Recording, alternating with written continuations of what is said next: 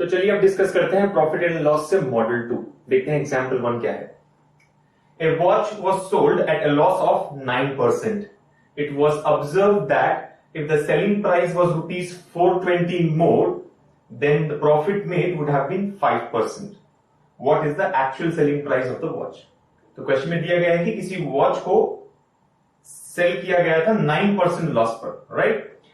और ऑब्जर्वेशन ये था कि अगर इसका सेलिंग प्राइस 420 रुपीज मोर हो, राइट? अगर इसका सेलिंग प्राइस 420 ज्यादा हो तब प्रॉफिट होगा 5%, राइट? एक्चुअली हमने लॉस पर बेचा है 9% लॉस पे, लेकिन अगर प्राइस इंक्रीज करते हैं 420 रुपीज से तो प्रॉफिट होगा 5%। और हमें ये चेक करना है कि एक्चुअल सेलिंग प्राइस कितना था इस वॉच का, राइट? तो देखते हैं इसे कैसे सॉल्व करेंगे परसेंटेजेस के कॉन्सेप्ट यूज करके।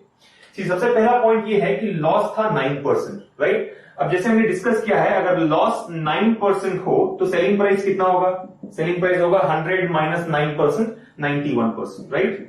हम जानते हैं कि लॉस, प्रॉफिट, सेलिंग प्राइस ये सारे हम परसेंटेजेस में कैलकुलेट कर सकते हैं, percentage of cost price. So loss यहां पर कितना है? 9% ऑफ कॉस्ट प्राइस। तो हम कह सकेंगे सेलिंग प्राइस होगा 100% माइनस 9%, यानी 91% of cost price. Next statement में यह दिया गया है कि अगर सेलिंग प्राइस को 420 रुपीज से इंक्रीज किया जाए तब प्रॉफिट होगा 5%, राइट? अब अगर इस प्रॉफिट को हम कंसिडर करें, प्रॉफिट है 5%, अगर प्रॉफिट 5% हो तो सेलिंग प्राइस कितना होना चाहिए? 100 प्लस 5%, राइट? लॉस में हम माइनस लेंगे, प्रॉफिट में हम प्लस लेंगे। तो प्रॉफिट अगर 5% है तो सेलिंग प्राइस एस डैश मान लेते हैं, कितना होगा? 100 प्लस 5%, 105%, राइट? सो बेसिकली हम ये जानते हैं कि इनिशियल सेलिंग प्राइस था 91% ऑफ कॉस्ट प्राइस, और जो न्यू सेलिंग प्राइस है ये है 105% ऑफ कॉस्ट प्राइस। ये 91% ऑफ कॉस्ट प्राइस और ये है 105% of cost price.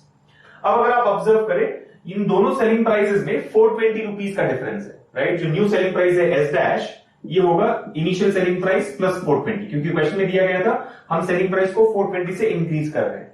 That's it. अब हम क्या करेंगे? एस डैश है 105%, लेंगे 105% इज इक्वल टू एस की वैल्यू कितनी है? 91% प्लस 420। इसे अगर आप सिंप्लीफाई करें, 105% माइनस 91% कितना होगा? 14%। 14% इज इक्वल टू 420। ध्यान रहे इस पर्टिकुलर टॉपिक में जो भी परसेंटेजेस होंगे वो सारे कॉस्ट प्राइस पर ही बेस्ड होंगे। तो ये 14% ऑफ कॉस्ट प्राइस है। 14% ऑफ कॉस्ट प्राइस कितना होगा? 420। अब हमें क्या मेजर करना है? Actual selling price of the watch. Actual selling price of the watch यानी एस। एस की वैल्यू कितनी है? 91%। 91% of cost price. That's it. अगर 14% 420 हो तो 91% कितना होगा? हमें क्रॉस मल्टीप्लाई करके इसे सॉल्व करना है, राइट? एक सिंपल इंपॉर्टेंट पॉइंट जो आपको ध्यान में ये रखना है कि जो 420 क्वेश्चन में दिया गया है इसका परसेंटेज इक्विवेलेंट क्या है? जैसे हमने मेजर किया 14% होता 420 होगा 420। तो अगर 14% 420 हो तो रिक्वायरमेंट है 91%। ये कितना होगा? क्रॉस मल्टीप्लाई करेंगे इसे सॉल्व करने के लिए, right? So the actual selling price है एस, ये हो जाएगा 91 इंटू 420 डिवाइड बाई 14। 14 यहां पर कैंसिल होगा 30 टाइम्स, 91 इंटू 30, सो ये हो जाएगा 273 इंटू 10, 2736। सो हम कह सकते हैं कि actual selling price of the watch is 2730 rupees. और क्वेश्चन और भी कई तरीके में पूछे जा सकते हैं, राइट? जैसे अगर मान ले पूछा जाए what is the new selling price of the watch, new selling price of the watch कितना है? 105%। तब हम क्या करेंगे? 14% is 420, 105% is equal to what? या फिर पूछा जा सकता है what is the cost price of the watch?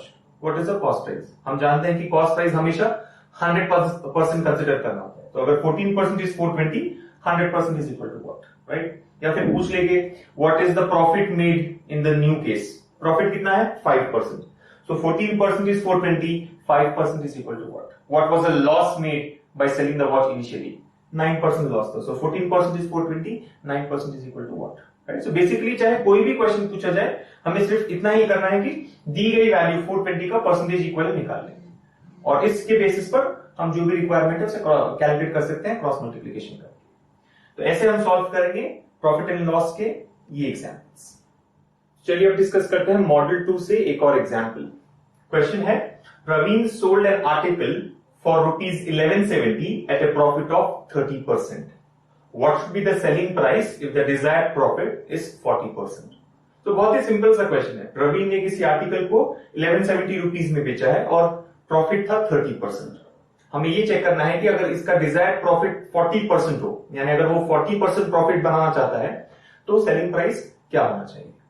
So question बहुत ही सिंपल है, लेकिन अगर आप परसेंटेजेस का कॉन्सेप्ट फॉलो ना करें तो ये लेंदी हो सकता है, इसका सोल्यूशन लेंदी हो सकता है, राइट। जनरली क्या करेंगे, इसमें सेलिंग प्राइस दिया गया है, राइट। 1170 क्या है, सेलिंग प्राइस, और प्रॉफिट भी दिया गया है। तो जब हमें सेलिंग प्राइस और प्रॉफिट परसेंटेज ये दोनों पता हो, हम इसमें से कॉस्ट प्राइस कैलकुलेट कर सकते हैं, राइट। तो सबसे पहले कॉस्ट प्राइस कैलकुलेट करेंगे, और जैसे ही कॉस्ट प्राइस कैलकुलेट कर लेते हैं, क्वेश्चन में पूछा गया है कि सेलिंग प्राइस कितना होना चाहिए अगर डिजायर्ड प्रॉफिट 40% हो।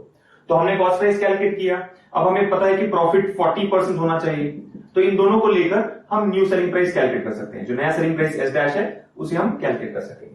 ये होगा रेगुलर मेथड इस क्वेश्चन को सॉल्व करने का, जो कि लगभग सभी स्टूडेंट्स फॉलो करेंगे। लेकिन इसे स्मार्ट मेथड में सॉल्व करने के लिए आपको परसेंटेजेस के कॉन्सेप्ट यूज करने होंगे, राइट। जैसे हमने प्रीवियस क्वेश्चन में भी किया था, फर्स्ट एग्जाम्पल में, वहां पर भी हमने कॉस्ट प्राइस बिल्कुल भी कैलकुलेट नहीं किया, जो कि ट्रेडिशनल मेथड में एक्चुअली किया जाता है।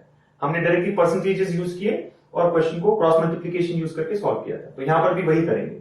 सी, अगर प्रॉफिट 30% हो तो सेलिंग प्राइस कितना होगा, 130%, right. 100% plus 30%, 130%, 130% of cost price, और ये 130% का इक्विवेलेंट क्वेश्चन में दिया गया है 1170 रुपीज। सेलिंग प्राइस है 1170, हम जानते हैं कि सेलिंग प्राइस होता है 100% प्लस प्रॉफिट परसेंट। क्योंकि प्रॉफिट 30% है, 100 प्लस 30 130% हो जाएगा 1170। अब हमें क्या चेक करना है, what should be the selling price if the desired profit is 40%। अगर आप 40% प्रॉफिट बनाना चाहते हैं तो सेलिंग प्राइस कितना होना चाहिए, 100 प्लस 40 140%। सो 140% क्या होगा, बस एक ही स्टेप है, आपको इसे क्रॉस मल्टीप्लाई करके सिंप्लीफाई करना है क्वेश्चन को आंसर करने के लिए, राइट। 130% दिया गया है, 140% हमें कैलकुलेट करना है, राइट। इंपॉर्टेंट ऑब्जर्वेशन यहां पर ये है कि हम कॉस्ट प्राइस कैलकुलेट नहीं कर रहे, राइट। कॉस्ट प्राइस क्या होता है, जनरली कॉस्ट प्राइस को हम 100% कंसिडर करते हैं, राइट। इस मेथड में आपने देखा कि हम पहले कॉस्ट प्राइस कैलकुलेट करते हैं और फिर दिए गए प्रॉफिट को यूज करके न्यू सेलिंग प्राइस कैलकुलेट करें। लेकिन यहां पर हम डायरेक्टली जो न्यू सेलिंग प्राइस है एस डैश, उसे कैलकुलेट कर रहे हैं बिना 100% इवैल्यूएट किए, राइट। तो सिर्फ क्रॉस मल्टीप्लाई कर रहे हैं। So new selling price S dash होगा 140 इंटू 1170 डिवाइडेड बाई 130, राइट। अगर आप सिंप्लीफाई करें 130 इंटू 9 टाइम्स होगा 1170, और 13 इंटू 9 होता है 170, 9 इंटू 140, राइट। 9 इंटू 140 कितना होगा, 900 प्लस 360 1260। सो इस क्वेश्चन का आंसर होगा 1260 रुपीज, यानी जो न्यू सेलिंग प्राइस है वो होगा 1260 अगर आप 40% प्रॉफिट डिजायर करते हैं। तो जैसे आपने देखा एग्जांपल 1 और एग्जांपल 2 में बिना ट्रेडिशनल मेथड यूज किए, स्पेशली बिना कॉस्ट प्राइस कैलकुलेट किए, हम इन क्वेश्चंस को आंसर कर सकते हैं परसेंटेज इक्विवेलेंट का कॉन्सेप्ट यूज करके। सो इसी कॉन्सेप्ट को फॉलो कीजिए ताकि आप एग्जाम में इन्हें बहुत ही इजीली और क्विकली सॉल्व कर सकें।